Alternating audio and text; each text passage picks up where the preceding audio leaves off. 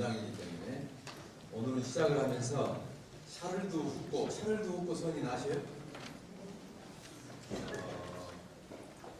예수의 작은 형제 우회교회라고 하는 소회를 만들었는데 19세기에 만들어진 거예요. 저기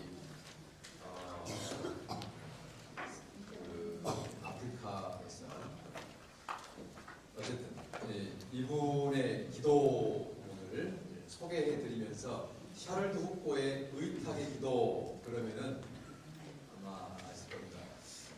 뭐 복사해서 나눠드릴 수도 있는데 그냥 한번 들어보세요. 이 성인이 이 하느님과 맺는 관계의 내용을 기도문 안에서 이렇게 느낄 수가 있어요. 아버지, 이 몸을 당신께 바치오니 좋으실 대로 하십시오. 저를 어떻게 하시든지 감사드릴 뿐 저는 무엇에나 준비되어 있고 무엇이나 받아들이겠습니다. 아버지의 뜻이 저와 모든 피조물 위에 이루어진다면 이 밖에 다른 것은 아무것도 바라지 않습니다. 제 영혼을 당신 손에 도로 드립니다. 당신을 사랑하옵기에 이 마음의 사랑을 다하여 제 영혼을 바치옵니다. 하느님은 내 아버지이기에 끝없이 믿으며 남김없이 이 몸을 드리고 당신 손에 맡기는 것이 어쩔 수 없는 저의 사랑입니다. 이렇게 되어 있어요. 이제 학생 때 사실 이 샤를드 훅고 신부님의 일대기를 전기를 이렇게 읽으면서 굉장히 감동을 받았고, 이분이 주님과 맺는 관계가 이런 거였구나를 느꼈을 때는 굉장히 큰 그 감동을 받았어요. 사실은 어제 우리가 그런 얘기를 했어요. 기도는 그 마음의 일이다. 마음의 일이며 하느님을 만나는 것이다. 그렇죠.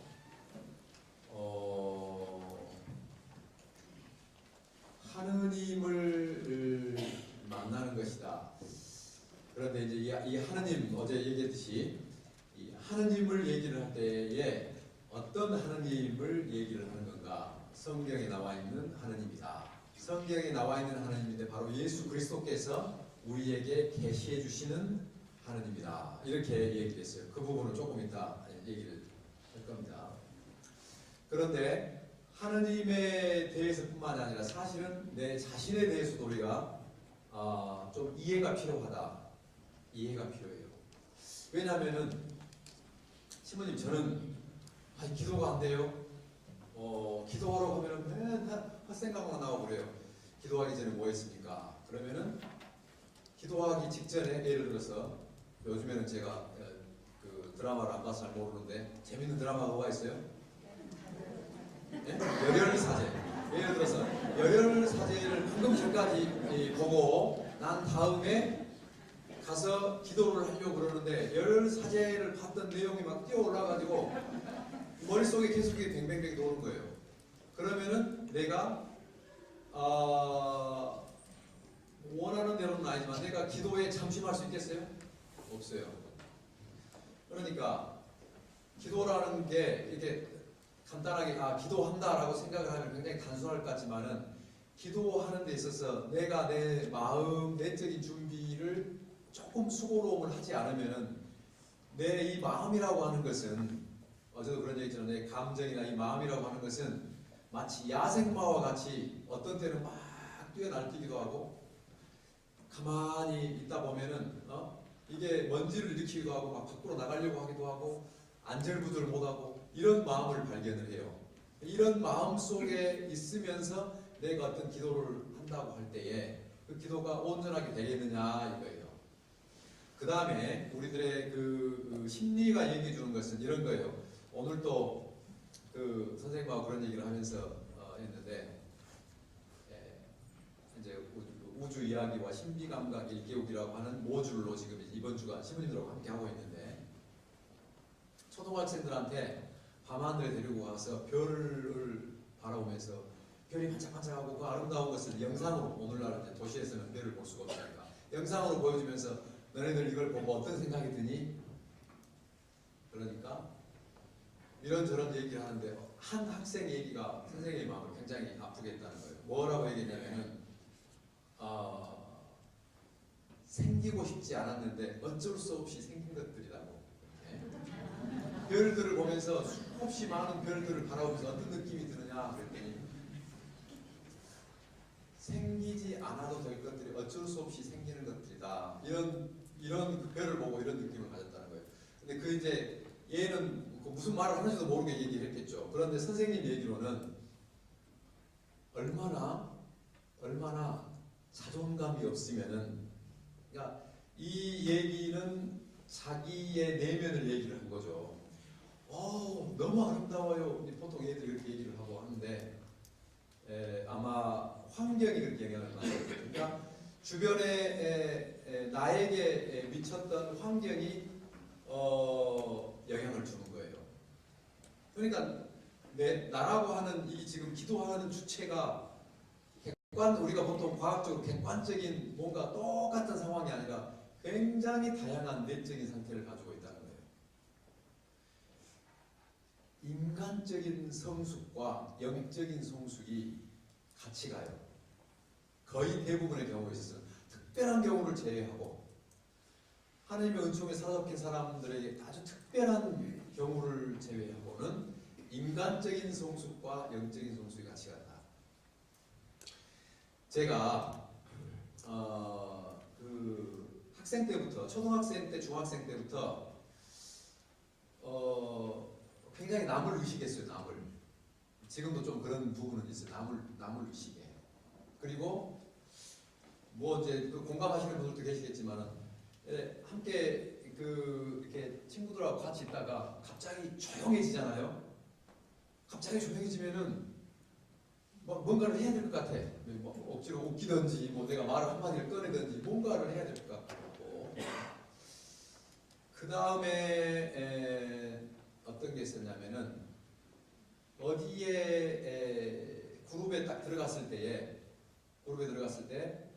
이 사람들이 나를 싫어하는 것 같다라고 하는 이 느낌을 딱 받잖아요. 그러면 지도새도 모르게 싹 빠져나가 버려. 나는 내가 환영받지 않으면은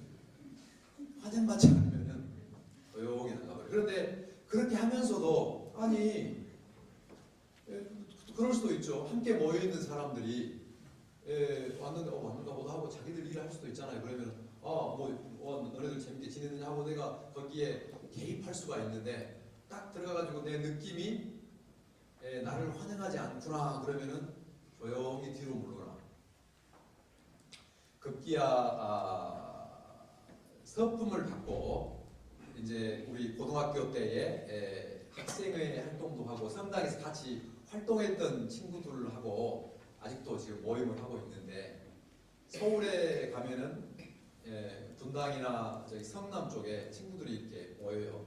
그러면 이제 신부랍시고 같은 이제 친구들이 모이면은 꼬맹이도 데리고 올 수도 있고 부부 데리고 오는데 자기들끼리는 다 같이 자는데 남자 여자 같이 자는데 나는 신부라고 방 하나를 내줘요. 뭐 작은 방이든지 간에 혼자 자라고 해줘. 뭐 괜찮다고 그러는데도 자라고 그래. 그러면 이제 거기서 자요. 자는데 문제는 뭐냐면 늦게까지 이제 얘기 나누다 보면 12시 넘어서 자고 그러잖아요. 그러면 이제 새벽에 이렇게 술 마시다 보면은 이 화장실도 가야 되고 그러니까 나를 딱 깨면은 조심조심 가는 거야. 왜 이 아파트 같은 데 화장실이 안방에 있지만 안방은 자고 방에 그 거실에 하나가 있거든요. 그러면 거기를 가서 조심히 가가지고 소변을 보고 문을 꼭 닫고 이게 내리고 난 다음에 플러싱을 해야 되나 말아야 되나 하다가 어떤 때는 나도 보기도 하고 어떤 때는 문 열지도 않고 물 다 내려갈 때까지 기다렸다 나오기도 그래요. 그러고 와서 누워서 자는데 그 사이에 꼼지락대니까 다른 친구가 일어났어요. 화장실에 가는데 쿵쿵쿵쿵쿵 쿵쿵 쉬 전혀 안 그래서 이제 한편으로 그래서 쟤는 왜 이렇게 조심성이 없을까? 나는 왜 조심성이 많을까 생각을 했는데 이런 저런 성향들이 이제 영성을 공부를 하고 상담을 공부를 하면서 어느 날 불현듯이 내가 과거에 어떤 배경에서 자라났을까? 나는 이제 빵살, 1살, 2살 이때를 모르잖아요. 궁금했어. 그래서 과거에 대한 관심을 갖게 됐어요. 그래 이제 누나들이나 형들이나 만나면은 내가 어렸을 때 어땠냐고, 내 행동이 어땠냐고, 누나들하고 어떻게 지냈냐고 물어보는데 다 미화시켜서 얘기를 해. 말도 잘 들었고 내가 제가 5남 3녀의 막내거든요. 5남 3녀의 막내. 딸, 아들, 딸, 아들. 그런데 이제 저는 이런 그 가족 간의 관계 이것들이 내 영성하고는 아무런 상관이 없는 줄 알았어요. 내 삶하고 물론 내 삶하고는 상관이 있죠. 가족들이니까. 그런데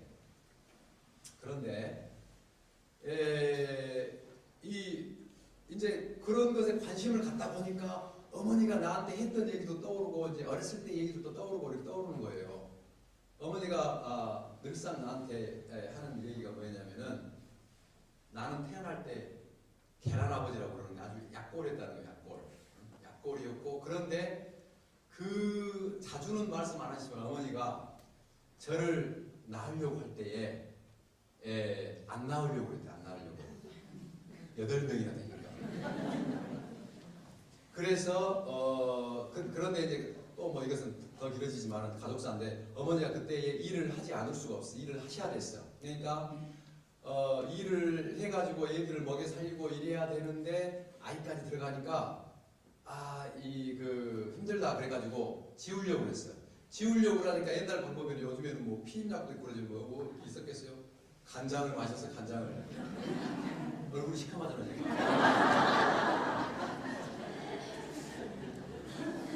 그런데 내가 살아났어. 거기서 살아났어. 그리고 어머니가 뭐 그런 말씀을 하셔도 옛날에 그랬는가 보다, 뭐 어려웠으니까 그랬는가 보다 하고 말았어요. 그리고 지났는데 나중에 성당 공부를 하면서 이게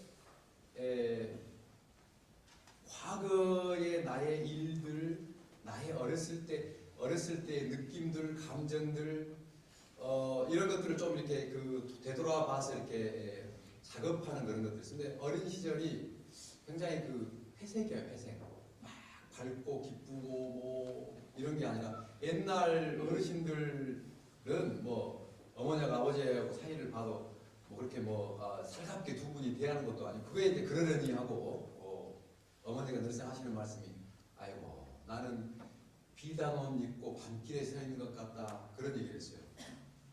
도대체 어머니 말씀을 내가 이게 무슨 말이고 했는데 나중에 얘기해 보니까 비단옷 입고 밤길에 서 있는 것 같다는 거예요. 그 얘기 무슨 얘기예요? 나는 좀 알록달록하고 입고 있는데 밤이니까 누가 한도 안 안아줘. 남편이 자기 마음을 몰라준다는 얘기를 그렇게 표현한 거예요. 그러니까 아버지가 어머니의 마음을 헤아려 주지 못하는 것을 어머니는 그런 식으로 표현하셨던 거예요. 나중에 그런 얘기들을 깨닫고 보니까 어머니도 굉장히 힘든 시절이 있었구나 이렇게 느껴지고 그냥 어머니 하면 어머니, 아버지 하면 아버지인데 어렸을 때에 내가 본 어머니하고 아버지, 어머니가 마흔에 들어났거든요. 그런데 큰형님은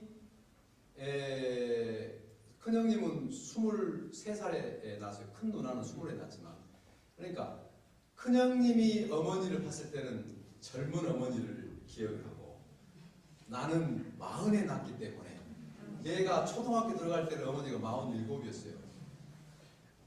학교에서 학부모 오라고 그러면 내 엄마만 할머니야. 다른 사람들은 다 옛날에 50대 나 되고 그러면은 화장을 했겠어요. 뭘 했겠어요. 그런데 이제 어쨌든 이런 것들을 보면은 이제 과거의 어떤 무의식이라든가 내 내면의 상황을 봤을 때에 결론적으로는 그거예요. 태아가 잉태가 됐을 때에 말 못하고 의식은 없지만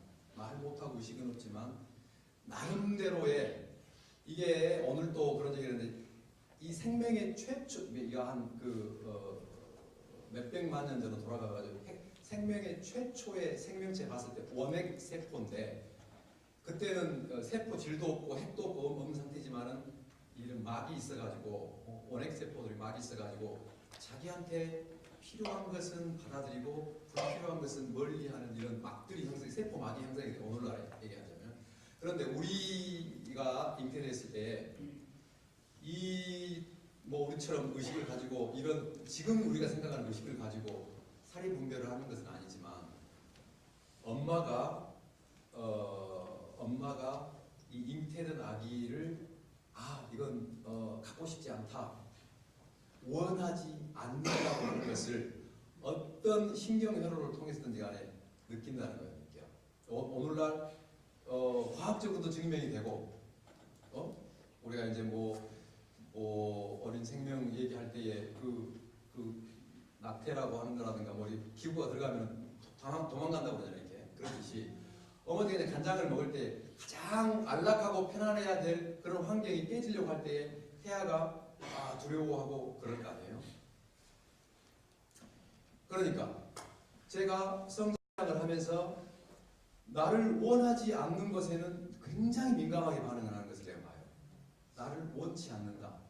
그리고 내가 쓸모없는 사람이 된다고 하는 것에 대해서는 굉장히 내 어떤 자존심이라든가 이것은 거부하고 싶은 일. 어디 가서 누가 너는 굉장히 쓸모없는 놈이야 이 얘기를 하면은 꼭지가 이제 감정적으로 얘기하면 꼭지가 돈다고 그러죠. 이게 거부하고 싶은 이런 마음이 들고 그래서 아까 친구들하고 모여있어서도 다른 사람한테 피해를 주지 말아야 된다고 하는 것을 누가 가르쳐주지 않았는데 내 몸이 내 정서가 그렇게 되는 거예요. 그래서 사실은 이제 요즘에는 이제 이 통섭의 학문 혹은 이제 통합, 인티그레이션 이걸 얘기를 하는데 사실은 굉장히 종합적으로 우리들의 삶을 봐야 돼요. 종합적으로. 지금 이게 좀 어려운 얘기일 수도 있지만은 종합적으로 나를 봐야 되는데 그러니까 기도하는 주체인 나에 대해서 조금 들여다볼 수 있는 이런 것들을 우리가 조금 기본적으로 알 수 있는 이런 작업들이 사실은 본당에서도 필요해요. 그래서 이제 자기 이해를 돕는 이런 강좌들이라든가 이런 것들도 사실은 기도하고 전혀 동떨어진 게 아니라 내가 누구인가 그리고 우리가 알아야 될 게 무엇인가 무엇을 조금 깊이 들여다봐야 되는가 이런 것들이 굉장히 중요하다는 것이죠. 이것은 누가 안 해준다 하더라도 스스로가 나에 대한 관심을 갖는 것도 굉장히 중요해요. 어떤 그 신자분들은 하늘에 계신 우리 아버지 가문이 전혀 안 와. 우리가 수없이 하늘에 계신 우리 아버지라고 얘기를 하는데 가문이 전혀 안 와요. 보면은 그분은 어렸을 때 아버지하고 관계가 좋지 않아. 아버지 그러면 싫어. 막 꾸지람 듣고 매 맞고 예를 들어서 가정의 불화를 그런 분들한테는 하늘에 계신 우리 아버지를 수없이 얘기를 해도 마음속에 그분은 나를 사랑해주고 나를 보호해주고 나를 지켜주고 든든한 나의 피난처다라고 하는 생각을 못 갖는다는 거예요. 그러니까 인간의 경험이 영적인 차원의 이 경험과 함께 간다 이거죠. 이거 이해하는 게 굉장히 중요해요. 그러니까 우리가 내 생활, 나의 성격, 성향 다 무시하고 뭔가 그 영적인 세계에 도달하려고 할 때에 불가능한 건 아니지만은 굉장히 어렵다는 거예요. 굉장히 어렵다는 거예요. 그렇다고 해서 그것이 그러면은 우리가 불가능할 정도는 그것이 아니에요. 이것은 이제 참고로 우리를 그렇게 보자는 거죠. 인간적인 성숙과 영적인 성숙은 같이 간다. 그래서 우리가 노력할 때에 인간적인 성숙과 영적인 성숙을 동시에 고려해야 되는구나 하는 것을 아는 것도 중요하다 말씀을 드리는 거고, 사람이 육체적인 성숙은 육체적인 성숙, 지적인 성숙 이렇게 봤을 때에 육체적인 성숙은 내가 그냥 밥 먹고 자고 일어나고 배설하고 밥 먹고 자고 일어나고 배설하고 하면은 시간이 지나면 성장을 해요. 성장을 해요. 지적인 성숙도 도서관에 가가지고 내가 이것저것 내가 외국에 있을 때 어떤 신자분 한 분을 봤는데 그분은 세례를 받았는데 성당에 안 다니시고 있는데 지체 장애자예요. 그런데 이제 몸이 불편하고 외국에서는 불편한 사람도 얼마든지 공공 도서관에 갈 수 있도록 되어 있으니까 가가지고 도서관에 있는 이 책들을 섭렵을 하는데 얼마나 해박한지 몰라. 철학자들에 대한 얘기도 그렇고 뭐 그러니까 그래. 근데 조금 이제 만날 때 좀 어려움은 있었는데 어쨌든 그래서 그때 생각이 그래요. 우리들이 육체적으로도 그렇고 지적으로도 그렇고 이것은 지적인 성숙, 육체적인 성숙은 혼자서도 가능한데 정서적인 성숙, 영적인 성숙은 혼자는 안 돼요. 정서가 발달한다고 하는 것은 관계를 얘기를 하는 거예요. 관계. 내가 어떤 사람과 관계를 맺으면서 행복감도 느끼고 나를 표현하기도 하고 하는데 이 정서적인 성숙은 반드시 가족이건 형제건 친구건 주변 사람들과의 관계를 맺는 것을 전제로 하는 거예요. 그리고 이 관계를 이해를 하지 못하면은 이해를 하지 못한다는 것은 이제 7세기에 어떤 성인이 그런 얘기를 했는데 모든 기쁨이나 행복의 원천은 타인의 기쁨, 행복을 위하여 살아가는 데에 그 뿌리가 있고 모든 불행의 원천은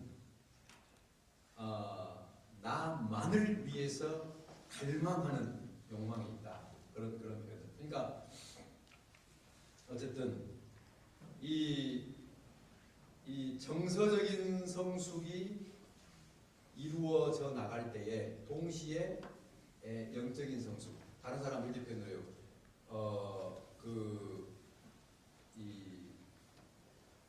인간 사회, 그러니까 인간적인 지평이 열리지 않고서는 초월 지평이 열리지 않는다. 그래서 이제 외국에서는 사람의 도덕적인 발달과 영적인 발달이 어떻게 관계가 되는 건가? 이거 도덕적인 발달이라는 것은 무슨 윤리, 규범 얘기가 아니라 어떻게 다른 사람들과 함께 살아가면서 그것을 성숙해야 될 것인가 하고 영적인 성숙과 어떤 관계가 있을 것인가 이런 것들을 이제 얘기를 하는 거예요. 그래서 이것만 얘기를 하고 넘어가죠. 이거 지금 오늘 이거 얘기하려고 하는 건 아닌데 이제 아마 조아리 창이라고 격자창이라고 이런 얘기들을 많이 들어봤을 거예요. 이렇게 있는데 우리가 그 격자창, 사각창을 이렇게 보면은 이 수직에 보면은 0에서 10, 수평에 보면은 0에서 10 이래가지고 이제 이 0과 10과 0과 이쪽 10과 0과 이쪽 이렇게 얘기를 나눠볼 수가 있어요. 그 얘기는 뭔 얘기냐면은 맨 밑에는 내가 나를 아는 정도 0을 기점으로 해가지고 0이면은 여기서 10은 내가 나를 아는 정도 내가 나를 아주 잘한다 그러면 10 내가 나를 아주 모른다 그러면 0 또 이쪽 축은 남이 나를 아는 정도 남이 나를 아무것도 모른다 하면 0 남이 나를 잘 안다 하면 10이라고 봤을 때에 나는 이 좌표에 어느 지점이 있을 거 아니에요. 예를 들어서 내가 나를 한 5 정도 아는데 상대가 나도 5 정도 안다 그러면 이 정도의 점이 이렇게 되겠죠. 칠판이 아닌 게 없으니까 이해를 부탁드립니다. 그러는데 이제 그렇게 보면은 네 가지 형이 나올 수가 있어요. 나는 나를 잘 알아. 10이야. 극단적으로 보면은 나는 나를 잘 아는데 남이 나를 전혀 몰라. 그럼 여기에 위치하겠죠. 맨 밑바닥에 이렇게. 이런 사람은 비밀형이에요. 비밀형. 저 사람의 속은 도대체 모르겠다. 그런데 속으로는 웃어. 그래? 당신은 몰라도 돼. 그래, 나는 나를 잘 알아. 하는 경우는 굉장히 비밀형이죠. 반대로 남이 나를 잘 알아. 이쪽이에요. 남이 나를 잘 아는데 나는 나를 몰라. 옹고지병에 있는 사람이 있어요. 뭔 얘기를 하면은 도대체 다른 사람들은 다 그렇게 얘기하는데 본인만 그렇게 생각하지 않는 사람이 있어. 요 기점에 영에 있는 사람도 있어. 남도 자기를 모르고 자기도 나를 몰라. 완전 폐쇄형이에요. 이런 경우는 극단적으로 없겠지만 그런데 우리가 지향하는 것은 나도 나를 잘 알고 남도 나를 잘 알고 소통이 잘 된다는 거예요. 소통이 잘 된다는 거예요. 그러면은 내가 이 격자창에 어느 곳에 있다 하더라도 우리들의 목표는 나도 나를 잘 알고 남도 나를 잘 알도록 이걸 누려야 될 거 아니에요? 두 가지 방법이 있어요. 남이 나를 잘 알도록 하는 것은 쉐어링이에요. 나눔이에요. 나눔. 굉장히 중요해요. 남에게 나를 알린다는 것은 굉장히 중요해요. 그래서 이제 복음 나눔, 복음 묵상 나눔, 혹은 이제 가족들끼리 나눔. 왜냐하면은 같이 산다고 해서 제 양반하고 나하고 30년 살았으니까 알아서 뭐 다 알겠지. 천만에 그렇지 않아요. 이게 애미가 여기 애미 부부도 많이 있죠. 제가 애미 저도 지도를 하고 그러는데 하여간 가족 간의 대화를 많이 하면 많이 할수록 밝아. 어떤 큰 문제들도 얘기를 하면서 제 양반이 저런 생각을 하고 있었구나. 하면서 서로가 이렇게 쉐어링을 하게 됩니다.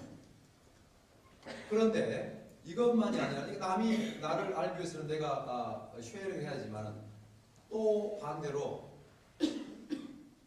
내가 얘기한 것을 다른 사람이 반응 있잖아요. 반응. 당신은 이래 라고 얘기할 때 그것을 피드백이라고 그러죠. 뭐 반응 또는 되먹임 뭐 이렇게 얘기하는데 이것도 굉장히 중요해요. 남이 나를 평가하는 것도 굉장히 중요해요. 왜냐하면은 다른 사람의 눈에 비춰진 나를 있는 그대로 얘기를 해줌으로써 거울이죠. 나에 대해서 이렇게 생각을 하고 내가 이런 모습을 보여주는구나 하면서 다른 사람의 얘기를 잘 듣는 것이 굉장히 중요해요. 인격 성숙을 위해서. 근데 우리는 듣고 싶은 것만 들으려고 해요. 남이 나한테 좀 얘기하면 얘기하지 말라고 그러고 조금 서운한 얘기하면 윽박 나가지고 다시는 안 만나려고 그러고 물론 이제 대화하는 방법이라는 것도 중요하겠지만은 어쨌든 다른 사람의 얘기도 중요하고 나도 나누고 그러면서 우리가 개방이 되고 오픈이 되어 가는 거예요. 그렇게 되어 갈수록 우리는 사실은 다른 사람을 쉽게 만나고 쉽게 나를 표현하고 그러면서 소통할 수 있는 사람이 돼요. 이런 능력을 갖추면 갖출수록 어떻게 되냐? 하느님하고의 관계도 마찬가지예요. 우리가 하느님과의 관계에 있어서 성체조회를 할 때나 기도할 때 일방적으로 내 얘기만 막 냅다 쏟아놓고 난 다음에 하느님께서 얘기할 틈을 안 줘. 나만 얘기해놓고 다 끝났다고 이러서 가버리면은 하느님께서 이제 뭔가 얘기를 하려고 그러는데 그걸 못 참는 거예요. 또는 하느님 앞에서 내 얘기를 안 해. 예를 들어서 이제 어제도 그런 얘기를 해서 성체조배를 하실 때에 사실은 뭐 큰 뭐가 없어요. 성체조배라는 것은 하느님과 나하고의 개인적으로 할 때는 친밀한 우정 관계를 키워나가는 거예요. 그런데 이걸 선수적으로 한답시고 여러 사람이 할 때는 모르겠지만 공식적인 기도문을 가지고 내 마음에도 없는 기도문을 가지고 좋은 글귀는 다 들어있죠. 거기. 우리나라에 지금 요즘에 이 무슨 개헌을 하냐 어쩌니 이 정치적 문제를 다 빼고서라도 우리나라의 문제가 뭐냐면은 이준호 박사가 재헌 1948년도에 7월 17일 날 재헌 그 국회가 만들어져 가지고 헌법을 이렇게 반복을 할 때에 영국은 이 법조항을 만들기 위해서 1200년대부터 권리장전에서부터 한 800년간 싸워온 거예요. 이 문화 하나가 인간이 만인 앞에 평등하다부터 해서 이제 이게 하나하나 참정권, 평등권 뭐 이렇게. 그런데 우리는 일제하에 있다가 어쨌든 해방을 맞이해가지고 뭔가 이제 정부 수립을 하면서 법이 있어야 되니까 법을 만들어내는데 외국에 있는 좋은 글귀들은 다 갖다가 그냥 쫙 해놓으니까 법은 엄청나게 잘 만들어졌대 우리나라 법이. 근데 우리들의 의식이라든가 몸은 거기를 따라가지를 못해. 그러니까 우리가 기도문이라든가 이런 걸 볼 때에 기도문도 사실은 내가 만들면 가장 좋아요. 가장 좋아. 이게 그 핸드폰에다가 신자분 그 기도문을 찍어본 건 있는데 뭐 그 내용을 그런 내용이 그러니까 여기 예를 들어 성모님께 드리는 기도라고 할 때에 우리가 성모님께 드리는 기도가 얼마나 좋은 게 많아요. 그런데 자기 표현으로 좋은 글귀 있으면 좀 다운표하고 자기 표현으로 이렇게 써가지고 자기 기도문을 가지고 성모님께 기도 드리는데 너무 좋다는 거예요. 너무 좋다는 거예요. 내가 뭐 이게 본질에서는 조금 어긋나지만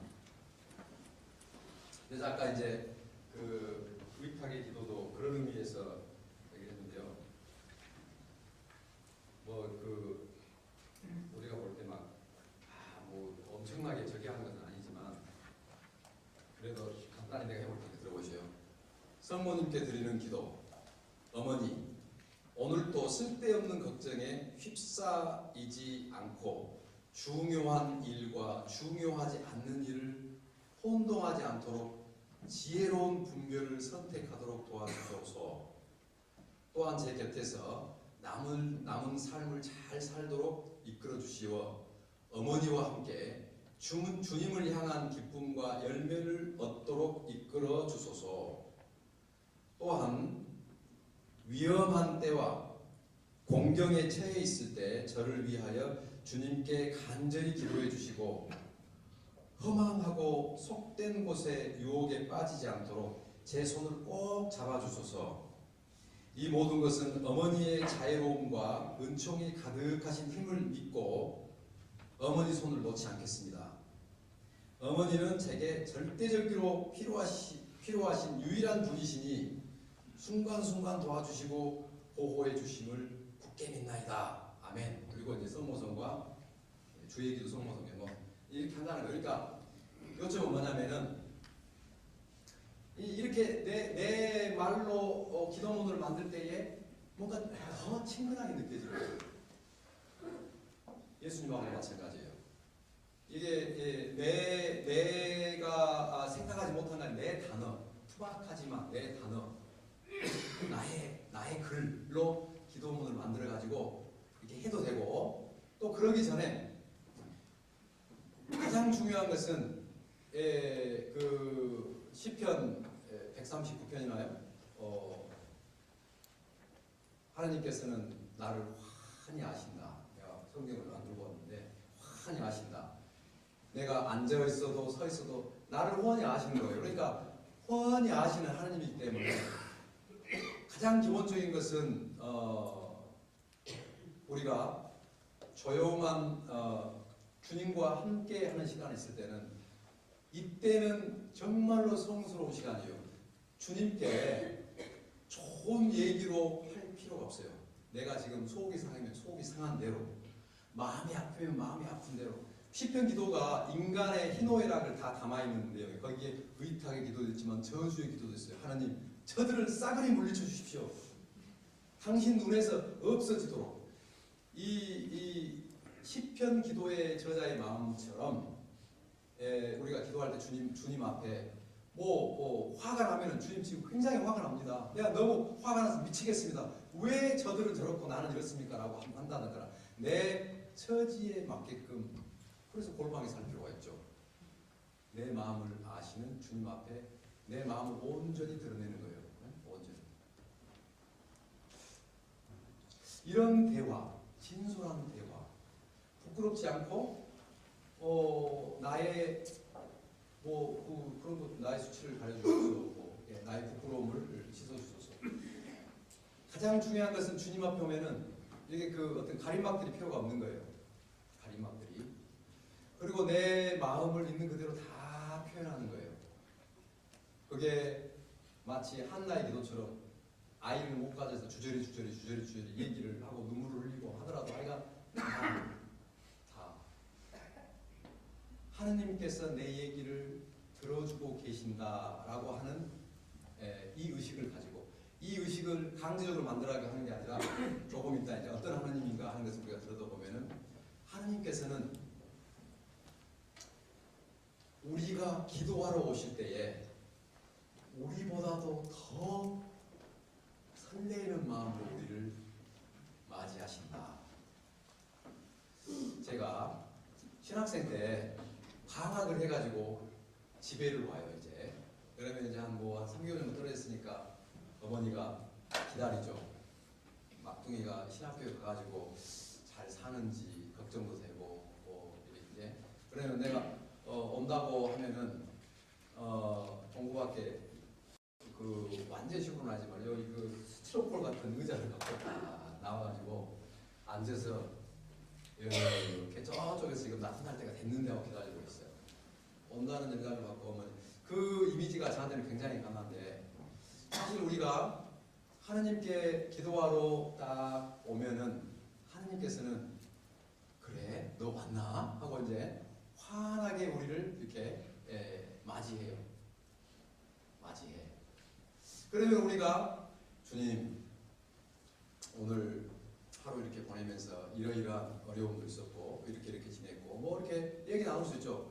오늘 굉장히 제 감정이 이럴 때는 좀 안 좋았고 그런데 이것은 굉장히 오늘 기뻤습니다. 좋았습니다. 이렇게 내 삶을 이렇게 좀 호흡하는 거예요. 그런데 그것을 주의 깊게 듣고 계시는 아버지가 내 앞에 있다는 것, 나를 이렇게 지켜보고 있다고 하는 의식, 그 의식을 가지고 내 얘기를 하는 거예요. 그리고 내 얘기를 다 하고 난 다음에 나에게 뭐라고 하시는지 상상해 보셔요.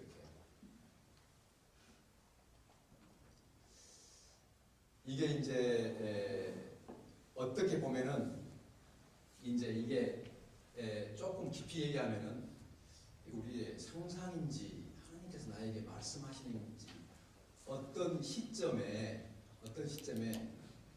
내 힘으로, 그러니까 기도가 내가 막 한다고 생각하지만 내가 하는 게 아니라 되어지는 기도가 있어요. 조금 얘기하면 관상으로 한다고 얘기하고 여러 가지 얘기할 수 있는데 그런 얘기를 않더라도 내가 뭔가를 이렇게 하는 것 같지만 어느 시점에 가면은 그분께서 안배해주고 배려해주고 계시는구나 하는 것을 느끼는 때가 있어요. 우리가 신학생들한테도 그런 얘기를 하는데 신앙은 선물이다. 그런데 신앙은 선물이다라고 느낄 때도 있고 안 느낄 때도 있고 그래요. 이제 우리 신부님들 연수하러 오잖아요. 또는 어떤 사람들 피정하러 와. 영신수련 지도를 할 때 한 달 피정을 하러 와. 그러면 성직자 수도자들 한 달 내기는 괜찮은데 일반 신자들이 한 달간 휴가를 내가지고 돈도 많이 내고 한 달간 주님을 만나러 와. 그러면은 대부분의 생각이 내가 이걸 하기 위해서 돈도 벌어야 되고 휴가도 내야 되고 내가 뭔가를 막 많이 했다고 생각을 하는데 기도를 한참 그 피정 중에 있다 보면은 어떤 때에 내가 한다고 왔는데 지금 이게 내가 온 건지 하느님께서 나를 그렇게 초대해 준 건지 어떤 때는 하나님께서 이 꼭 필요한 시기에 나를 불러주셨구나 하고 느껴질 때가 있다는 거예요. 근데 그것은 언제 일어나느냐 아무도 몰라요. 그러니까 우리들의 수동적인 나의 기도의 이런 부분, 능동적인 나의 역할이 있지만은 수동적으로 받아들여지는 그런 부분들이 있다. 물론 이제 좀 학적으로 얘기하면 십자가의 성령 안에 어두운 마음을 얘기를 하면서 감각에서 말하는 이런 얘기, 그런 것은 아니더라도 지금 얘기는 그렇게 어려운 얘기는 아닐 거예요. 그래서 성체조배나 우리가 기도를 할 때에 여러 사람이 함께 할 때는 호흡을 맞추고 호주를 맞춰야 되니까 잘 짜여진 기도문을 같이 하고 그것을 음미하는 것도 굉장히 중요하지만 개인적으로 할 때 이 인격적인 만남, 인격적인 친밀감을 갖도록 하기 위해서 우리가 시간을 내는 것은 굉장히 중요하다 하는 것을 말씀드리고요. 그러기 위해서는 기도의 그 시간도 중요해요. 우리 이제 성직자들, 수도자들은 이게 성무일도라고 시간경이라고 그러죠. 이게 오래된 전통인데, 그런데 아침이나 점심이나 저녁이나 혹은 아침, 점심, 저녁 이렇게 다 못하면 아침이나 저녁이나 끊기도 이렇게 기도를 하는 이유가, 사실은 기도를 어떤 때는 내가 기분이 좋으니까 하고 한 2시간 하고 또 일주일 내내 안 하다가 어떤 때는 30분 하고, 그리고 왔다리 갔다리 기도 시간이 중요한 게 아니라 매일도 생각해 보셔요. 그냥 내가 하루에 최소한 한 15분 정도, 10분에서 15분 정도 내가 주님과 조용히 대면할 수 있는 시간이 언제가 좋은가? 화장실에서도 괜찮아요. 화장실에서 화장실에서 괜찮다고 그러니까 그런 얘기가 있잖아요. 신부님, 기도하면서 담배 피면 괜찮아요? 기도하면서 무슨 담배를 피워? 신부님, 그런데 담배 피면서 기도하는 건 괜찮아요? 괜찮네.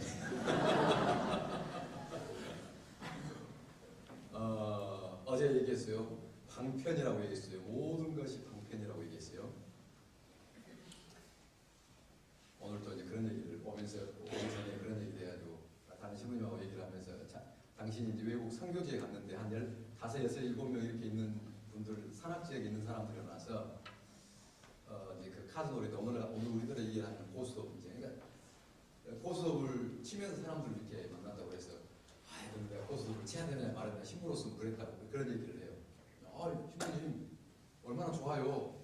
그러면서 하는 얘기가, 저도 이제 그 명절 때 가면은 고스톱을 쳐요. 식구들하고. 그냥 이렇게 꿀꿀 떴으면 고스톱 시작하고 불러요. 물론 이제 다른 놀이 방법들을 만들어내야 되는데, 딱 하면 조카 사이라든가 다 자기들끼리 노는 물들이 있으니까 또 그렇게 할 수밖에 없어. 또 신부님에 하고 그럴 수는 없으니까. 그러니까 하는데, 목적이 뭐냐? 가족들끼리 조금 편안하게 얘기하고 하면서 이런저런 얘기도 물어보고 그래요. 그런데 하다 보면은 100원짜리인데도 이러면은 내가 이렇네 하고 막 그 기분이 안 좋아. 그럴 때 딱 생각하면은 어떤 때는 한번 죽어. 밖에 나가. 심호흡을 딱 해. 그러면서 내가 지금 고스톱을 왜 하려고 그러지? 내가 돈 따려고 그러는가? 아니다. 내가 이기려고 그러는가? 아니다. 그럼 뭐 때문에 하지? 가족들과 친겨운데 그래? 그러면 한 5만 원 내가 잃는다고 생각을 하고 마음을 가져야지 하고 들어와. 다치면서 저도 마음이 괜찮아져. 자기 수행이에요. 사실은 어떤 상황이든지 간에 절대적으로 악한 그 외적인 것은 없는 거예요. 어쨌든 그래서 우리가 아까 이제 화장실에서 기도할 수도 있다. 화장실에서 기도할 수도 있는 거예요. 내가 예를 들어서 습관이 화장실에 오래 앉는 습관인데 신문 보거나 그러지 말고 용변을 보면서도 얼마든지 주님 앞에 나와 있다고 생각을 하면서 기도할 수 있고, 혹은 잠들기 전, 혹은 잠을 깨가지고 연세가 드시면 벌떡벌떡 일어나지 마시라는 거예요. 그러면 발 꼼지락꼼지락 의식 이렇게 있을 때 하나님 감사합니다. 오늘 또 좀 피곤하지만 기쁜 마음으로 일어났습니다. 오늘 하루 어떻게 펼쳐질지 흥미진진한데 만나는 사람에게 정말로 기쁨과 희망을 줄 수 있도록 저를 이끌어 주십시오. 라고 하고 주목을 한다거나 내 나름대로 기도를 한다거나 혹은 우리 이제 신학생들 중에서 보면은 신학교에 들어오기 전에 직장 생활하는 사람들은 퇴근하고 잠깐 들려서 한 1, 20분 기도가 왔는데 그게 그렇게 내 삶을 잡아줬다라고 하는 사람도 있고 어쨌든 뭐 다 좋아요. 또 장사를 할 때에 어떤 시기에 사람들이 안 올 때 한 15분 정도는 따로 딱 한다거나 부모들도 이걸 실험을 해봤는데 이게 통해요. 아이들이 아이고 신부님 저는 오후에 애들 학교 갔다 오면 정신없어가지고 도저히 못합니다 그러는데 애들한테 이 시간은 30분 정도는 엄마가 설득을 하는 거죠. 얘기를 하는 거죠. 엄마가 정말 하고 싶은 일을 하는데 너 하고 싶은 일을 할 때에 못하게 하면 어때요? 그럼 싫어요. 엄마도 하고 싶은 일을 하는데 이 시간만큼은 너네들이 좀 조용히 해주고 너네들끼리 놀 수 있니? 맨 처음에는 어렵다고 하는데 엄마가 그 시간을 갖고 난 다음에 기쁘게 얘들을 맞이하니까 엄마가 저 시간을 갖는 것을 얘들한테 좋다고 느껴지면은 엄마 오늘은 기도 안 해? 엄마 오늘은 책 안 봐? 그 이제 기도든 책이든 간에 엄마가 창의적이고 자기 삶을 조금 더 창의적으로 쓸 수 있는 그런 시간들을 만드는 것이 남편이나 주변 사람들에게 도움이 된다는 걸 알았을 때는 그렇게 하도록 만들어줘요. 우리들 의식이라는 것이 주변 환경을 만들어 나갈 수가 있는 부분이 있는 거예요. 그래서 그런 그 시간들을 갖는데 예를 들어서 같은 시간에 하면은 24시간이 긴 것 같지만 그 시간에 딱 보면은 기도 이게 뭐 15분이 됐든 30분이 됐든 간에 딱 그 시간이 되면은 이렇게 리듬을 타요. 리듬을. 생텍쥐베리의 어린 왕자를 보면은 여우가 어린 왕자를 기다릴 때 같은 시간에 오면은 그 시간이 오기 전에 이미 마음이 설레기 시작을 하고 그 시간이 지나고 나면 여운이 만들어져. 그러니까 30분이라고 하는 예를 들어 15분이라고 하는 시간이 물리적으로는 15분이지만 매일 같은 시간에 내가 할 수 있는 시간이죠. 딱 하다 보면은 그 시간이 오기 전에 가만히 있어봐. 그럼 기도 시간이 됐는데 벌써부터 마음이 준비가 되고 또 끝나고 난 다음에 그 여진이 남고 그렇게 되는 거예요. 그러니까 이렇게 되도록이면은 규칙적으로 하는 게 좋다. 규칙적으로 중요해요. 그 다음에 아까 이제 말씀드렸습니다만 성당이 됐건 집이 됐건 화장실이 됐든 간에 자기만의 하느님과 친밀한 관계를 나눌 수 있는 공간, 약간 시간과 공간을 만드는 것도 도움이 돼요. 지금 이 얘기하는 것은 반드시 그렇게 하는 것이 아니지만 그렇게 하는 게 도움이 돼요. 어떤 사람은 상상으로 조그마한 방인데 그 방 저쪽 구석은 방석을 하나 예쁜 걸 놔두고 기도할 때 늘상 거기에 앉아서 하면서 여기는 하나님을 만나는 자리 스스로가 정해놓고 그렇게 하다 보면 거기는 거룩한 공간이 되는 거예요. 특별히 안 꾸미더라도 이런 그 의식 거기를 지날 때는 늘 좀 마음이 이렇게 삼가게 되고 또 그 자리에서는 하나님을 만난다고 생각하고 이런 것도 우리한테 도움이 되죠. 그래요. 그런 의미에서 이제 우리가 이 성체조배의 시간, 태도, 내용 이런 것들을 얘기할 수가 있죠. 그러면서 이제 오늘 우리가 지금 사순절을 지내고 있는데 이런 그 성체조배도 어제도 그런 얘기를 했지만은 성체조배도 사실은 그 가장 모든 것의 기본은 예수 그리스도라고 그랬어요. 예수 그리스도. 에로니모 성인은 성서를 모르면 그리스도를 모르는 것이다. 성서를 모르면 예수 그리스도를 모르는 것이다.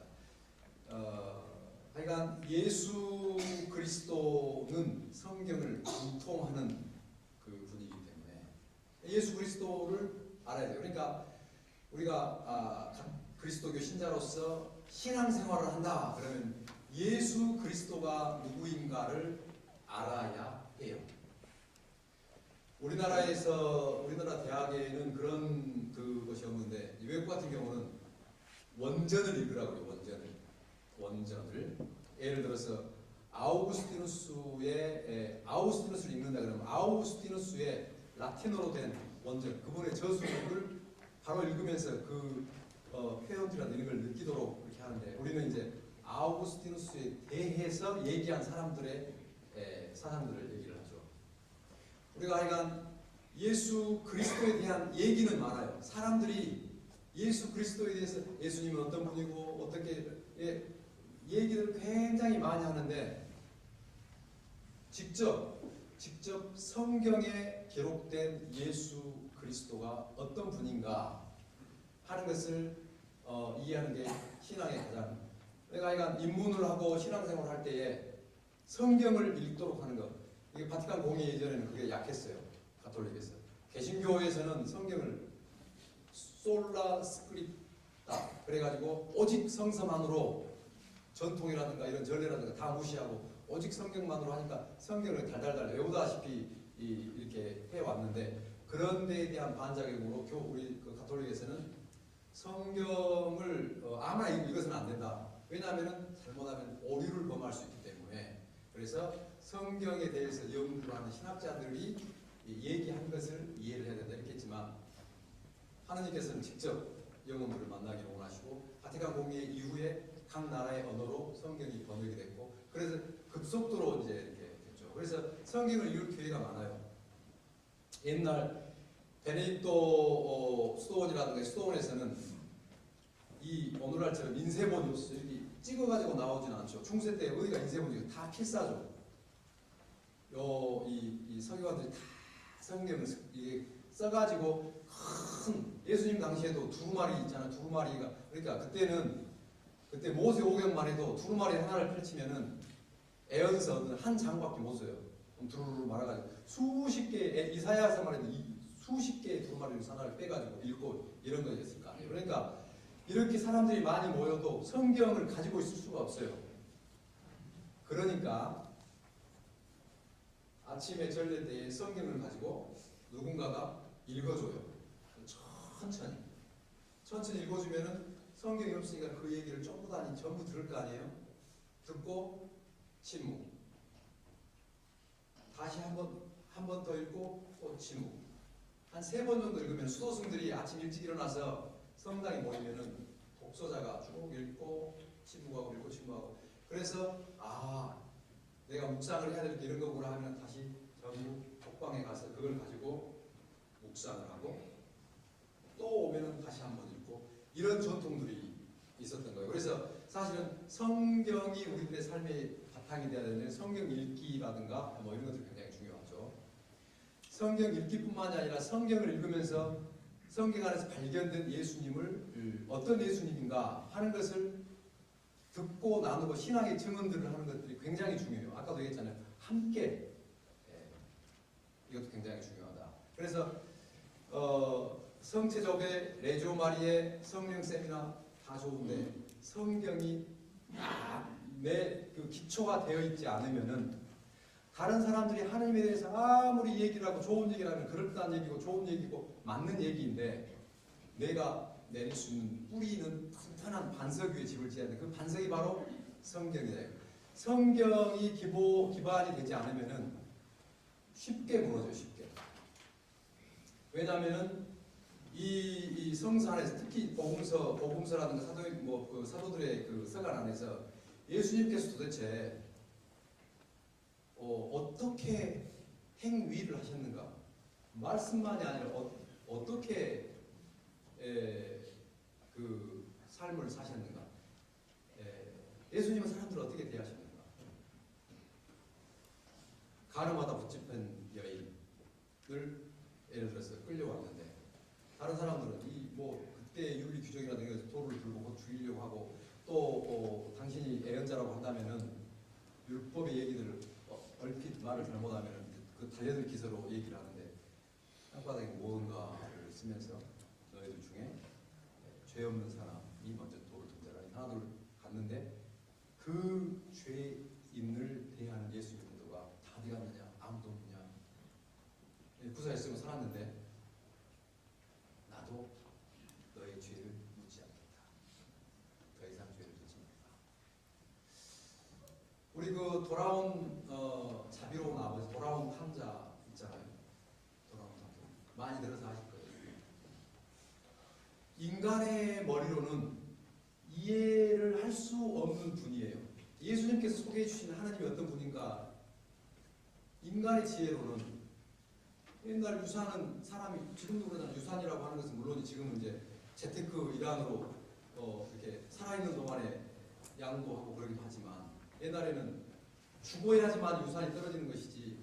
그러니까 아버지 당신 죽으면은 나한테 줄 유산을 주십시오 지금. 그걸 갖고 튄 거예요 이렇게. 아버지 그래서 불꽃이 날 거 아니에요. 그런데 말 그대로 뭐이가 방탕하게 쌓아주고 다 뿌리고. 그런데 이 사람이 생각할 때에 아버지 집에는 하인들도 먹을 것이 많은데 그래서 속으로만 연습을 많이 해.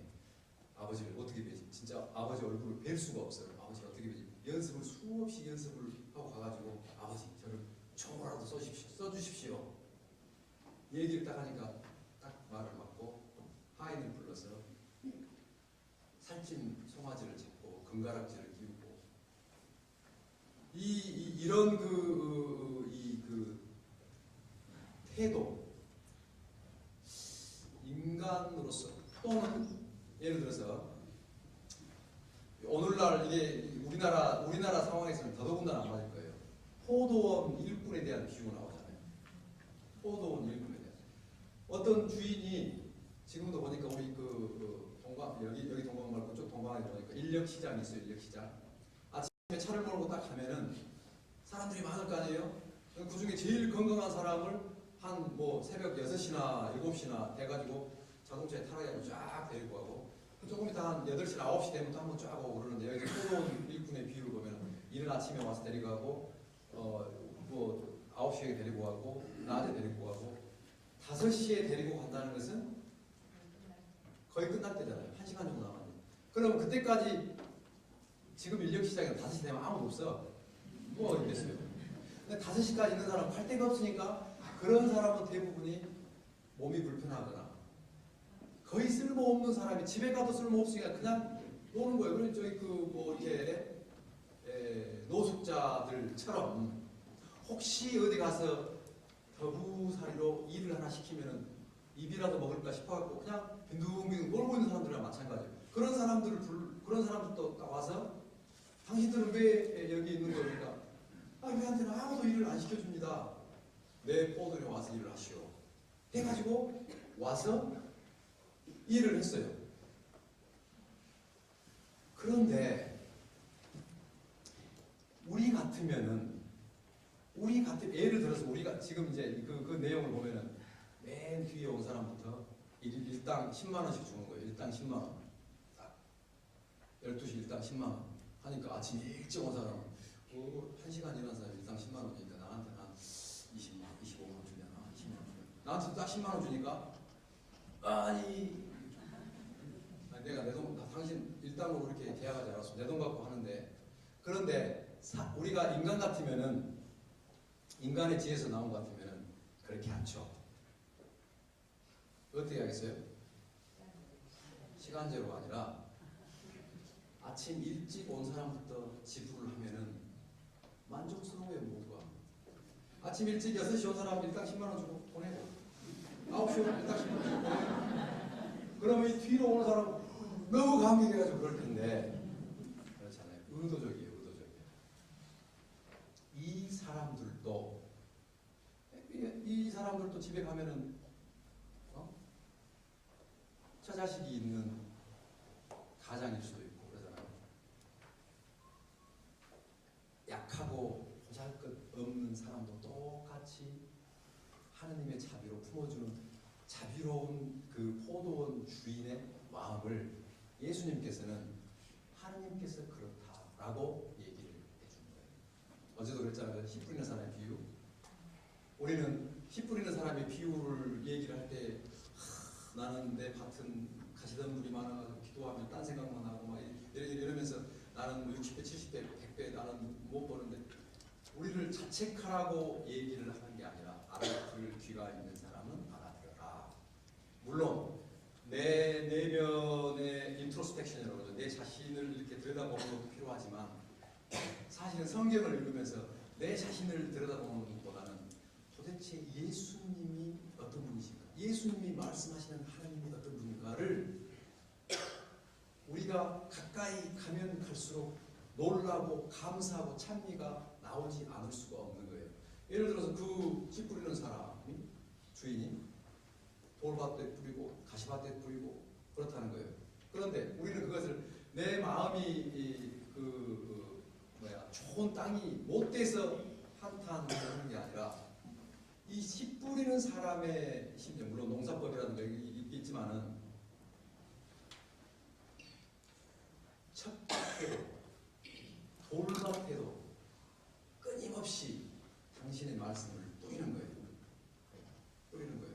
가시밭에도 비록 내가 듣고 금방 잊어버리고 듣고 잊어버린다 하더라도 하나님께서는 그 수고로움을 우리에게 해주셔요. 해주셔요.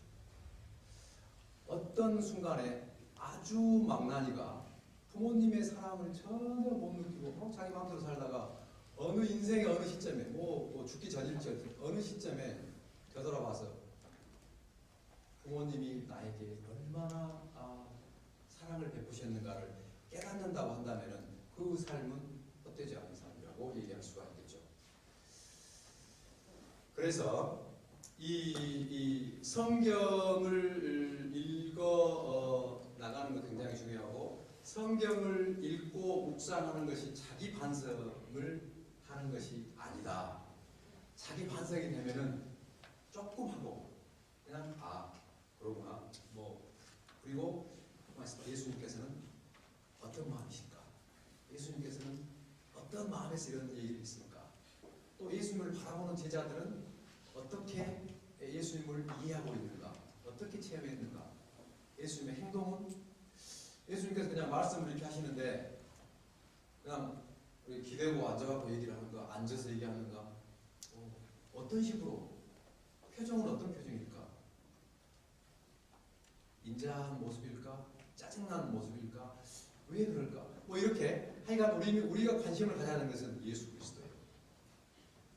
예수 그리스도. 어떤 그 이론이나 원리가 아니라 그분이 성경 안에서 어떻게 활동하시고 어떤 모습을 보여주시고 하는 것들을 깊이 묵상해 보는 것이죠.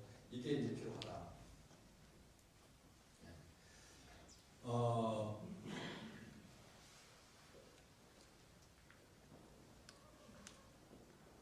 그런 의미에서 사실은 이 솔로몬도 나한테 예수님께서 열왕기 3장 9절에 나한테 하나님께 청하라고 그러니까 왕권도 무슨 재산도 부여하기로 듣는 마음, 잘 들을 수 있는 마음을 주십시오. 그래서 내가 당신의 얘기를 잘 들어서 백성들을 잘 통치할 수 있도록 listening heart, 잘 듣는 마음을 주십시오. 사실은 우리들의 잘 들을 수 있는 이 마음이라고 하는 것은 우리가 청하기는 하지만 이미 하나님께서 우리에게 기꺼운 마음으로 주시기 위해서 하신다. 사실 영신수련이라든가 모든 수련들은 지금 얘기하고 있는 이런 핵심에 다 있다고 봐도 되겠습니다.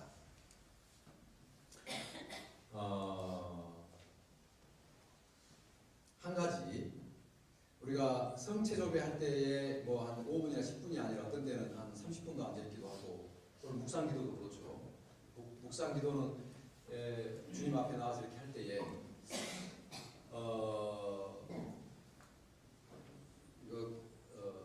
분심 다루기는 또 다른 문제인데 이렇게 조용히 사실은요 어제도 그런 얘기 했지만 나를 떨어져서 나를 벗어나서 나를 바라볼 수 있는 능력 혹은 마치 흙탕물을 막 흔들었다가 가만히 놔두면 쫙 가라앉잖아요.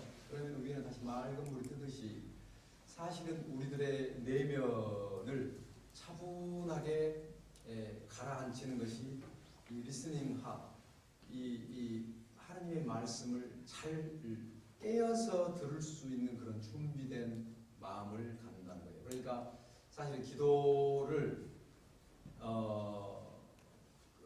우리들의 내적인 준비가 필요하다라고 하면 그런 차원에서 얘기를 하는 거고, 어떤 때는 준비 없이도 굉장히 헐렁벌떡하면서도 무릎을 꿇고 주님께 내 필요한 것을 청하고 내 마음을 아뢰고 하는 것도 필요하지만, 일반적으로 봤을 때 차분히 나를 가라앉혀서 하느님께서 내 안에서 활동하실 수 있도록 하는 거죠.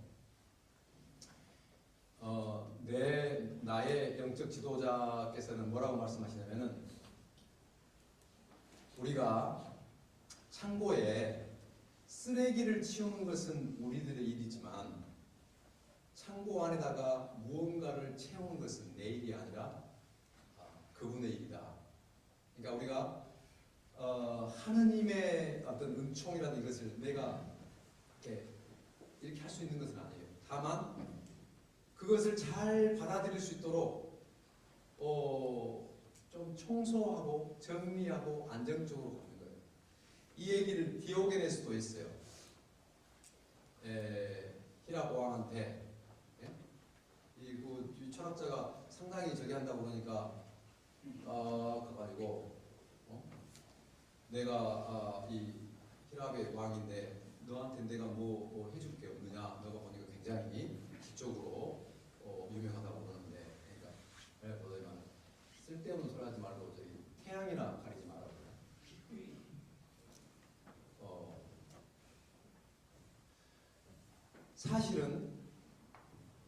사실은 예수님께서 그런 말씀하셨어요. 태양은 가난한 사람이나 부유한 사람이나 선인이나 악인에게나 똑같이 내리쬐는다고 그래요. 다만 그 태양을 내가 내 것으로 삶의 어떤 그 힘으로 받아들일 수 있느냐 없느냐 하는 것은 사실은 또 나한테 달려있다고 볼 수도 있죠. 그래서 나의 그 역할, 이것도 다시 한번 강조합니다. 이제 이런 얘기를 하면서 우리가 지금 그 사순 시기를 보내고 있고, 사순 시기를 보내고 있기 때문에 이제 그 고백성서도 보시고 그럴 거예요. 그런데 이런 맥락에서 얘기를 하자면은 고백성사를 본다. 그러면 이제 벌써 불안해지기 시작해. 불편해지기 시작을 해요. 내가 뭐 죄 지은 것도 없는 것 같은데 또 가서 그걸 해야 되는가? 네. 그런데 사실은 이 고백성사라고 하는 것을 우리가 생각했을 때 죄라고 하는 것, 누가 죄라고 얘기해 주는가? 누가 죄라고 얘기해 주는가? 우리가 이제 이 뒤에 칠판이 있으면 글씨를 쓰잖아요. 하얀 바탕에 검정 글씨를 쓰든지 검정 흑판에 하얀 글씨를 쓰든지 뭔가 배경이 있을 거 아니에요. 배경이 있어야 드러날 거 아니에요. 우리가 고백성사시하고 죄라고 하는 그 죄의식을 누가 얘기를 해주는가 보면은 율법이에요. 십계명이에요. 십계명. 물론 이제 이런 해야 하지 말아야 될 일, 해야 될 일, 뭐 이런 것들에 대한 이런 규정들이 항목 1번에 내가 몇 번 범했고 항목 2번 몇 번 범했고 이렇게 생각하는 건데, 사실은 그 깊은 차원에서 보다면은 죄는 무슨 뭐 법조문을 거스르는 게 아니라 하느님을 거스르는 거예요. 하느님의 마음을 아프게 하는 거예요. 우리 통회 기도 안에도 하느님의 마음을 상하게 아프게 했으니, 그런데 하느님의 마음을 아프게 했다라고 하는 것을 누가 얘기해 주느냐? 법이 얘기해 주는 거예요. 그러니까 감흥이 별로 없어요. 감흥. 중요한 것은 고백성사를 보러 가시기 전에 중요한 것은 하나님의 사랑을 먼저 느끼는 거예요. 내가 예를 들어서 지난번 성탄 때 성사를 보고 지금까지 왔다. 그럼 지난번 성탄 때 성사를 보고 지금까지의 삶을 한번 쭉 되돌아보는 거예요. 하나님께서 나에게 어떤 사랑을 베풀어 주셨는가? 그걸 되돌아보는 것이 가장 먼저예요. 성탄 이후에 1월달, 2월달 새해가 시작되고 뭐 이런저런 사건들이 있었고 뭐 내 일상사가 이런 게 있었고 그 안에 하나님께서 어떻게 나에게 활동하셨는가? 내가 어떻게 하나님의 사랑을 느꼈는가? 이게 굉장히 중요해요. 물론 이제 처음에 이렇게 하기는 좀 쉽지가 않죠. 그러나 이렇게 해보는 거예요. 하나님께서 나에게 이렇게 대해 주셨는데 내가 어떻게 응답했는가? 의식이라도 했는가? 그러니까 어제도 그런 얘기 했잖아요. 신앙이 아닌 원리나 신조를 가지고 얼마든지 종교 생활을 할 수 있다고 했잖아요. 사랑을 실천해야 된다. 희생을 해야 된다. 봉사를 해야 된다. 이 내용 안에는 그렇게 사는 경우에도 종교 생활을 얼마든지 할 수 있어요. 살아계신 하나님을 저 뒤로 물리친다 하더라도 얼마든지 할 수 있어요. 마치 세리와 누가복음에 나온 세리와 바리사이가 기도하러 올라갔는데 오 하나님 저는 이렇게 죄를 짓는 저 세리하고는 달리 일주일에 2번 단식하고 11조를 내고 뭘 합니다. 감사합니다. 이렇게 살 수 있도록 해주시면 감사드립니다. 내용을 보면 도대체 뭐가 잘못됐는지를 알 수가 없어요. 그런데 세리는 감히 하늘을 우러러 얼굴을 들지 못하면서 오 하나님 죄 많은 저에게 자비를 베풀어 주십시오. 얘기를 했는데 물론 이제 그 앞에 자기만 옳다고 생각하는 사람들을 비유를 들면서 예화를 들었지만 가만히 보면은 자기만 옳다고 한다는 것은 자기 신념, 자기 신조에 딱 갇혀가지고 하느님의 도움을 전혀 필요로 하지 않는 내가 옳다고 생각하는 것을 그대로 실천하며 살면서 그게 내 삶을 똘똘 뭉치는 거예요. 하나님이 필요 없는 분이에요. 이쪽은 오 하나님 죄 많은 저에게 자비를 베풀어 주십시오 얘기를 했어요. 근데 우리 사고방식으로 이분하고 십자가상에서 우도나요? 우도? 너 좌도한테 너 그분에게 그 말을 그렇게 막대먹는 말을 하느냐? 그분 내가 볼 때는 잘못이 하나도 없는 것 같은데 살인자예요? 주님 당신이 오실 때에 저를 기억해 주십시오. 분명 내가 얘기하노니 너는 나와 함께 나가야 될 것이다. 세상에 이게 인생 이런 대박 보세요. 마음대로 살다가 마지막 순간에 그런데 그 얘기는 뭐냐면은 내가 어떤 신조나 원칙이나 법이나 이런 걸 가지고 하나님이 전혀 필요 없는 내 세계 속에 사는 것하고 이 사형수도 그렇지만은 이 세리도 주님 내가 다시는 죄를 안 짓겠습니다. 내가 이제 그렇게 하겠습니다. 물론 세리 마태오는 그랬지만 지금 그 세리의 기도에는 그런 내용이 하나도 없어요. 다시는 죄를 짓지 않겠다. 열심히 살겠다. 이제 당신의 마음에 들게 살겠다. 이런 얘기도 없어요. 다만 오 하나님 죄 많은 저에게 자비를 베풀어 주십시오. 세리가 그런 표현을 안 했지만 마음속에 들어가서 이런 상상을 해볼 수도 있죠.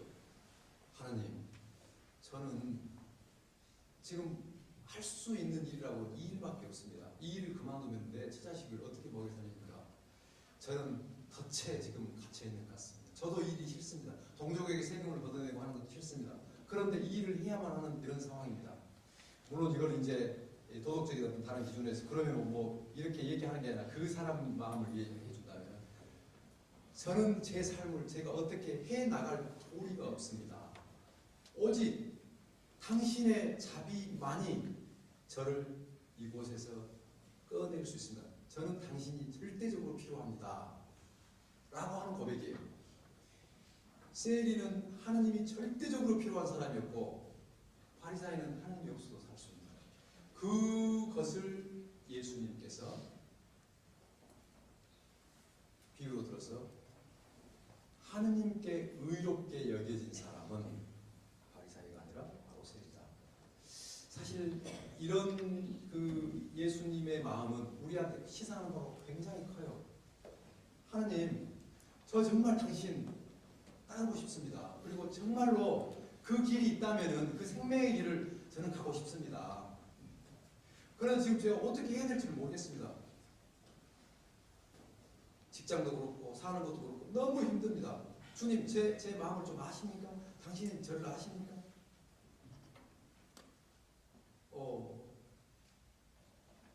내 안에 있는 이런 그 내면의 마음들을 터뜨리고 그러면서 저기에 계신 분, 저기 이냐슈 성인은 십자가를 보면서 나는 물론 이제 이건 다른 기도를 하고 난 다음이지만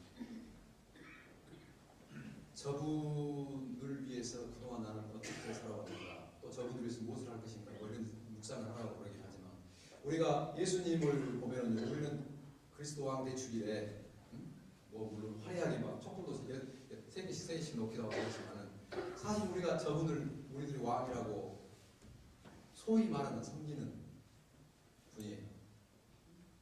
제자들은 부활 이후에 깨달았어요. 예수님께서 이 순환 예고를 하실 때도 누가 오른편에 앉고 누가 왼편에 앉고 누가 이게 그렇게 얘기했을 때 예수님은 얼마나 자기의 제자 교육이 실패했다고 생각했을 거 아니에요. 그런데 아리마테아 사람 요셉은 이제 휘장이 찢기고 예수님이 숨을 거둘 때 마지막 그 십자가상 위에서도 마지막 십자가 지금 여러 가지 얘기를 할 저기가 마지막에서도 곧 단발마의 고통을 느끼면서 물론 가상 7원이라고 십자가상 위에서 7가지 말씀이 있지만 여러 가지 말씀이 있지만 마지막 앞본이 이제 아버지 저들을 용서하소서. 저들은 지금 무엇을 하는지 모릅니다. 마지막 순간에도 자기를 향해서 조롱하고 내려와라 하고 이런 사람 죄가 극에 달했던 그 상황에서도 그 죄를 우리가 얘기했잖아요. 자극과 함. 대개 우리는 나를 조롱하고 하면은 감정이 이 좋은 감정이 나가지 않죠.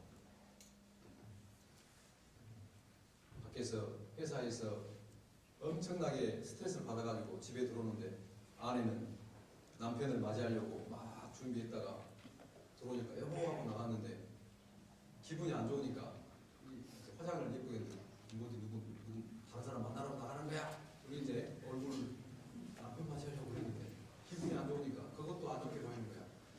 그러니까 아내는 남편을 기다리느라고 꽃단장을 하고 기다리고 있었는데 엉뚱하게 하니까 얼마나 기분이 나고.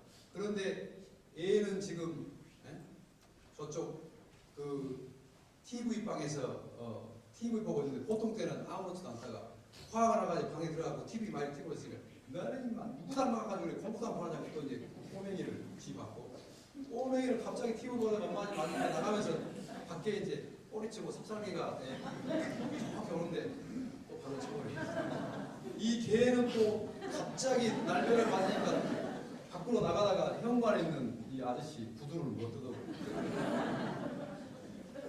죄의 악순환. 그런데 그 도미노자라고 하는 도미노 그 악순환을 죄의 사슬을 예수님께서는 인간의 죄, 보통 죄가 죄를 또 낳게 죄의 연대성이라고 하는 게 있어요. 근데 당신께 딱 봤을 때 그 모든 죄를 한 몸에 받고 죄를 죄로 갚지 않고 죄를 사랑으로 도미노가 끝나는 그 지점. 근데 우리가 이분을 얘기할 때 우리들의 왕이라고 그러는데 이 왕관이라고 하는 것은 정말 초라한 가시관이고 피를 흘리고 우리들을 위해서 당신의 모든 것을 당신이 알고 있는 것 아버지에 대해서 당신이 가지고 있는 것, 알고 있는 것, 미래에 대한 것까지도 모든 것을 제자들에게 다 나누어 주신 분이죠. 그리고 마지막에 아버지 저들을 용서하소서. 이렇게 그 모습을 보고 저분이야말로 하나님의 아들이었구나 하는 고백을 아리마테아 요셉의 입을 통해서 복음사가는 고백을 해요. 우리가 얘기하는 왕 하나님, 이분 우리가 저 높이 떠받들어 가지고 이럴 존재가 아니라 예수님께서도 말씀하셨어요. 나는 섬김을 받으러 온 게 아니라 섬기러 왔다. 이런 얘기들을 곰곰이 생각해 보면요, 우리들의 하느님께서, 우리들의 주님께서 어떤 식으로 우리 안에 존재하고 있는지, 우리 가운데 존재하고 있는지, 우리 사제 또는 주님을 따르는 사람들은 어떤 식으로 사회 안에서 존재해야 되는지, 이것은 사실은 혁명적인 거예요. 혁명적인 거. 우리는 사회의 그런 관습대로 사제는 높은 데 딱 앉아가지고 가르치고 지시하고, 예수님께서는 그런 생각들을 갖고 오신 거죠. 그래서 이런 하느님께서 지난 성탄 때부터 지금 내가 고백성을 볼 때까지 그렇게 나를 대해왔는데, 내가 그걸 의식이라도 했는가? 의식을 했다면 하나님께서 나에게 어떤 사랑을 베풀어 주셨는가를 쭉 되돌아보고, 하나님의 사랑을 적어보는 것도 중요해요. 기억하는 거예요. 내 죄가 아니라 내 사랑을 하나님께서 나에게 베풀어 주신 원복, 오리지널 블레싱, 죄가 아니라 하나님께서 나에게 베풀어 주신 사랑을 쭉 한번 성찰해 보는 것, 이게 고백성을 보는 데 가장 중요한 거예요. 쭉 한번 보고, 그렇게 내 삶을 이끌어 왔는데 나는 그분께 어떻게 응답했는가? 미진한 것이 있다면 그것을 하나님, 제가 이런 우를 범했습니다. 이렇게 당신의 마음을 아프겠습니다. 라고 하는 거예요. 그리고 당신의 은총으로 다시 당신과 함께 이렇게 살 수 있도록 은총을 주십시오. 라고 하는 거죠. 그렇다고 한다면 사실은, 그래서 옛날에는 고백성사라고 했지만 사실 리컨실리에이션은 화해성사예요. 주님과 함께 화해하는 화해성사죠.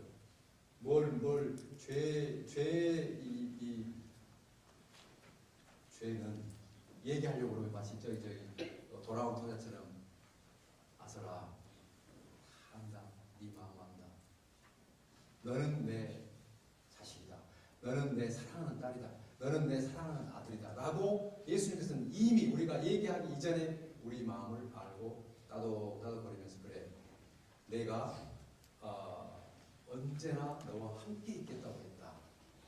나에게서 힘을 받아서 다시 세상에서 힘차게 살아난다. 그렇게 우리에게 얘기합니다.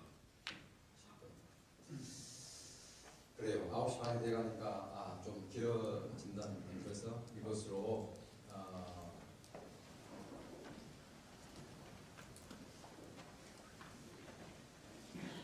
마치겠습니다. 아무튼 이번 사순식이 주님의 그 사랑을 느끼는 그런 그 시기가 돼서 우리는 하여간 행복한 사람이에요. 신앙을 아까 선물이라고 했잖아요. 행복한 사람이에요. 하나님께서 우리에게 다가오셔서 나를 당신의 사람으로 만들어주시고 당신의 힘 안에서 당신과 함께 이 세상을 살아갈 수 있도록 해주는데 얼마나 든든하고 얼마나 당당하고 모르겠어요. 제가 어머니가 간장도 마시고 뭐 그랬지만, 제가 이 대풍 비정 때에 이사야서 44장에 나오는 어찌 제 어미가 자식을 잊을 수가 있겠느냐. 그러나 설령 제 어미가 젖먹이를 잊는다 하더라도 나는 너를 잊지 않겠다 하는 이 얘기가, 이 피정하는 어떤 순간에 확 다가옵니다. 그러니까 우리가 어떤 순간에 성경의 말씀이 살아서 움직이는 그런 그 체험들 때가 있어요. 근데 그 분이 나뿐만 아니라 우리 모두를 그렇게 살피고 함께 하시려고 하신다. 그 마음을 든든하게 가지시면서 행복한 사순식이 좋은 거를 맞이하십니다. 의탁의 기도를 마치도록 하겠습니다. 성부와 성자와 성령으로 아버지, 이 몸을 당신께 바치오니 좋으실 대로 하십시오. 저를 어떻게 하시든지 감사드릴 뿐 저는 무엇에나 준비되어 있고 무엇이나 받아들이겠습니다. 아버지의 뜻이 저와 모든 피조물 위에 이루어진다면 이 밖에 다른 것은 아무것도 바라지 않습니다. 제 영혼을 당신 손에 도로 드립니다. 당신을 사랑하옵기에 이 마음의 사랑을 다하여 제 영혼을 바치옵니다. 하나님은 내 아버지이기에 끝없이 믿으며 남김없이 이 몸을 드리고 당신 손에 맡기는 것이 어쩔 수 없는 저의 사랑입니다.